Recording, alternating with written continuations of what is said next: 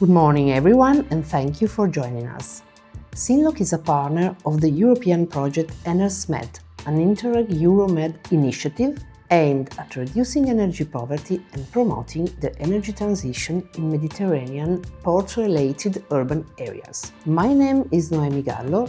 I am an architect and an expert in social housing and urban regeneration. This webinar contributes to sharing the lessons learned through the project within the Green Living Area Academy. In this webinar, we will analyze the benefits generated by renewable energy communities and more broadly by nature-based solutions, and how they can contribute to the creation of shared public value. We will also provide insights into how RECs and NBS can be understood as strategic instruments supporting economic policy design and financial modeling.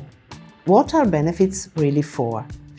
The benefit produced by RECs and NBS is not intended as profit, but as a regulatory level to accelerate distributed energy production, reduce investment risk, and stabilize local energy expenditure. In this perspective, the central issue is not only the economic value generated, but above all, how this value is allocated.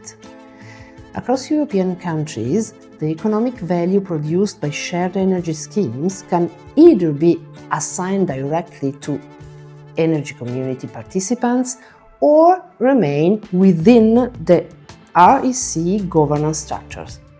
The role of local administrations is particularly relevant in this second option, because it determines to what extent the benefit produced can support existing territorial policies such as management of public buildings, social housing, urban regeneration programs, climate adaptation plan. We will consider the Italian and Spanish benefit allocation models and propose reflections on their implication. Although Italy and Spain allocate the economic benefit of shared energy differently, both approaches contribute to the European objective of increasing distributed renewable energy production under the directive issued in 2001.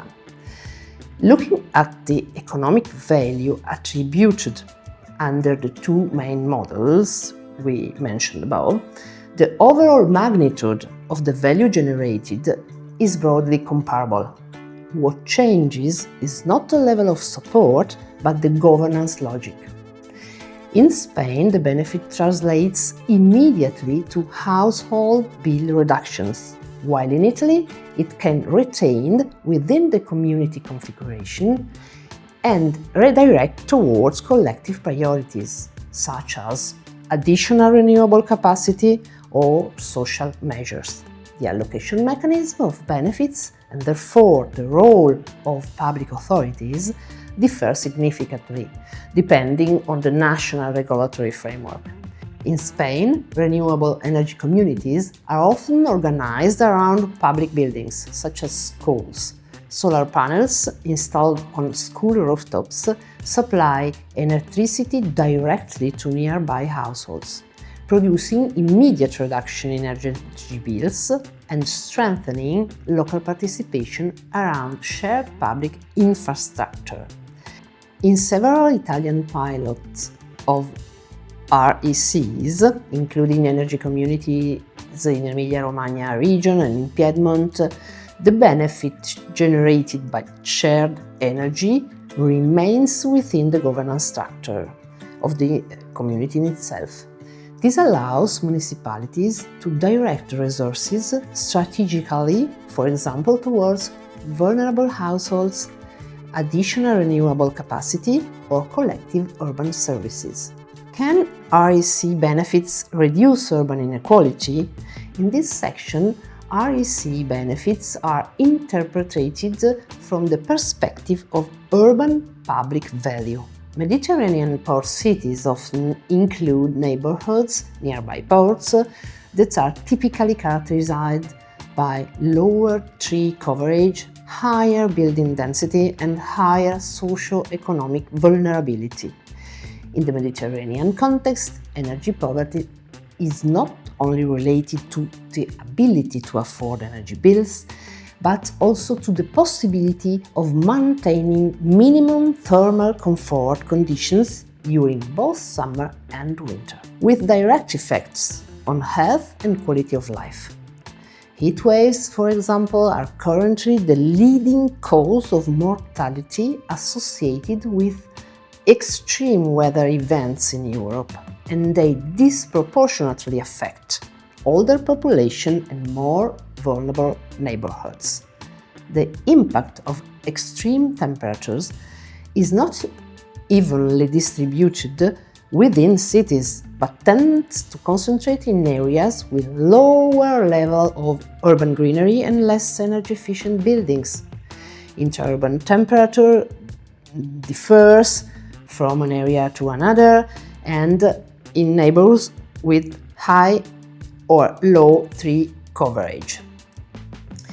Exposure to urban heat islands and increasing cooling demand further amplify the vulnerability of households living in inefficient buildings, but particularly in rental housing context, where those who pay energy costs do not control building investment decisions.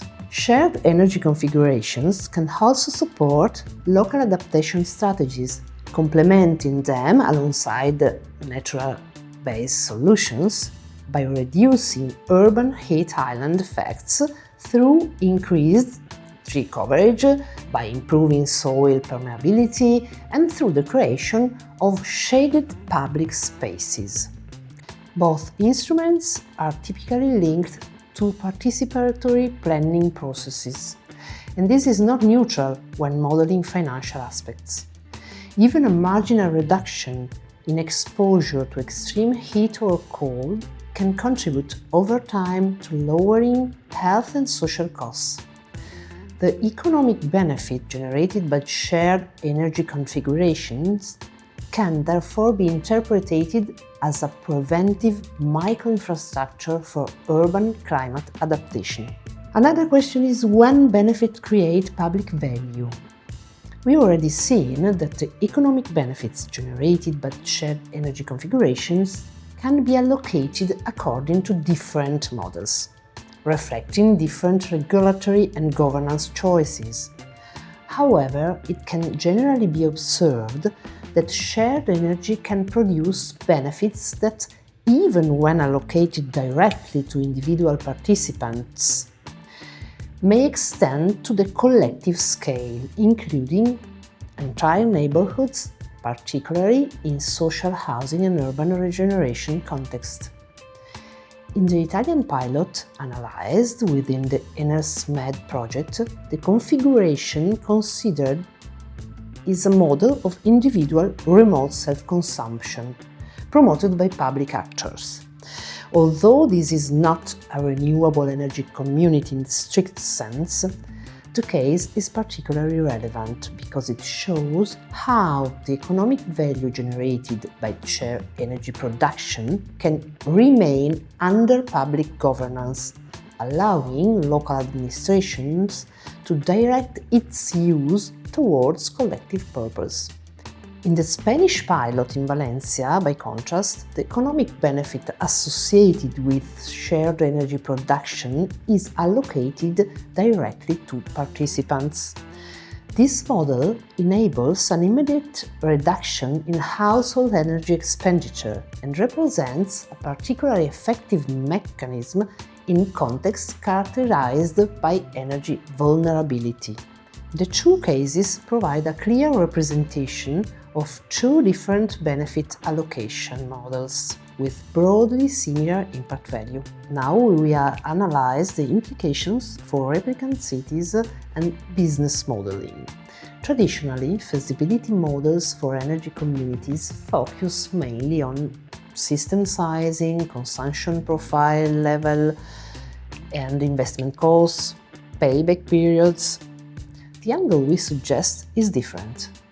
In the economic and financial structuring of an energy community, planning the allocation of benefits should be considered a key factor from the very early stages. alongside the technical sizing of installations and the financial sustainability of investments. The economic benefit can be planned as a lever to support existing local policies, such as management of public building stock, urban regeneration strategies and climate adaptation plans. In this sense, the energy configuration becomes a powerful tool of integrated territorial planning. In models promoted or coordinated by public authorities, the availability of economic benefits generated through shared energy schemes makes it possible to activate indirect redistribution mechanisms that are particularly relevant in urban contexts characterized by energy and housing vulnerability. Renewable energy communities originally emerged as renewable and solidarity energy communities. The S has gradually disappeared from the common usage, but it remains essential if the public goal is to maximize public value, including collective capacity, institutional trust, and urban resilience. Now for you some open questions about replication and financing. European experience shows that the economic benefits generated by renewable energy communities depend strongly on national regulatory frameworks and on the incentive mechanisms adopted, as we have seen before. This raises some important questions for the replicability of business models at European level. Is it possible to compare the economic benefits generated by energy communities across countries with very different regulatory mechanisms? Could a greater European standardization of evaluation parameters for REC benefits facilitate the replication of business models? In social housing or urban regeneration context, should REC benefits be assessed only in terms of direct economic incentives or also in terms of avoided public costs? And should feasibility assessment models for renewable energy communities include social and urban indicators in addition to energy parameters? Thank you for your attention.